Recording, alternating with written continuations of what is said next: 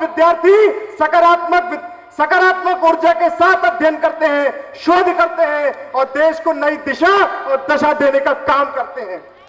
लेकिन जब हम आज मध्य प्रदेश के विश्वविद्यालयों की दशा देखते हैं तो हमें यह ध्यान में आता है कि विश्वविद्यालय एक्ट जो 1973 में बना एक्ट आज तक विश्वविद्यालय के छात्रों के ऊपर थोपा जा रहा है। मित्रों, अगर हम देखते हैं कुलपति मनोनयन का मामला जब हमारे सामने आता है तो ऐसे बहुत सारे उदाहरण हमारे सामने हैं कि जबलपुर के वेटनरी विश्वविद्यालय में जब तक कुलपति का मनोनयन नहीं हो गया तो खरीद फरोख्त की बात चलती रही।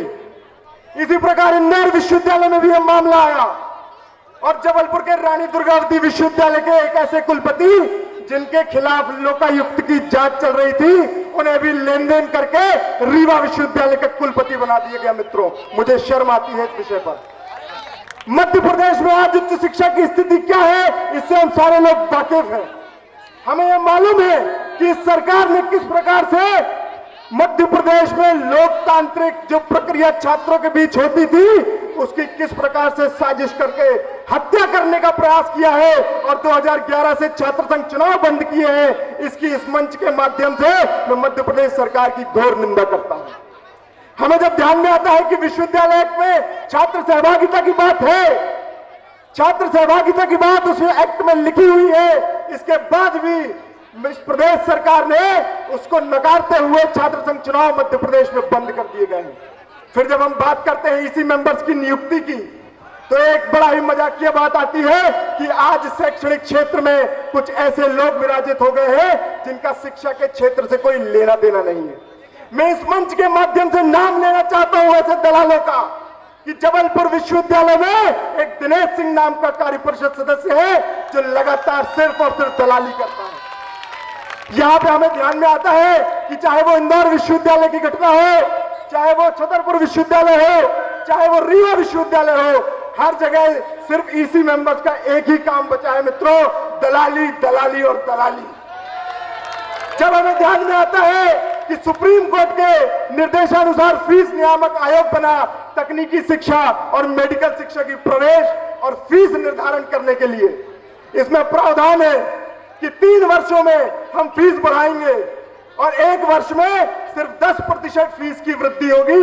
लेकिन अगर हम जब पिछले 10 वर्ष का डेटा देखते हैं तो हमें यह ध्यान में आता है कि 100% फीस वृद्धि कई महाविद्यालयों में कर दी गई। मैं इस मंच के माध्यम से ये सरकार को चेताना चाहता हूं कि ऐसी फीस नियामक आयोग जो सुप्रीम कोर्ट के आदेशानुसार बनी थी, लेकिन उसका भी कोई आदेश का पालन इस सरकार द्वारा या फीस नियामक आयोग द्वारा नहीं किया गया।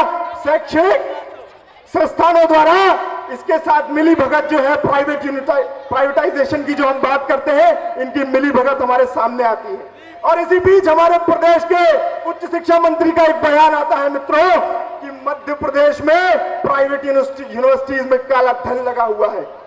तो हम तो ये बात बहुत पहले से कह रहे थे, लेकिन अब सरकार में बैठे एक व्यक्ति ने ये बात अपने जवान से कबूल की है।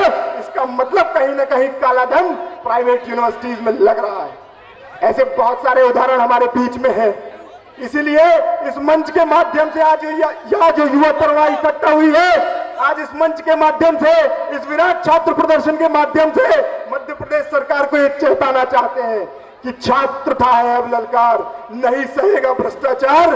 और अगर उसूलों पर बात आई तो लड़ना जरूरी है, और अगर हम जिंदा हैं तो जिंदा दिखना जरूरी है। जय हिंद, जय भारत।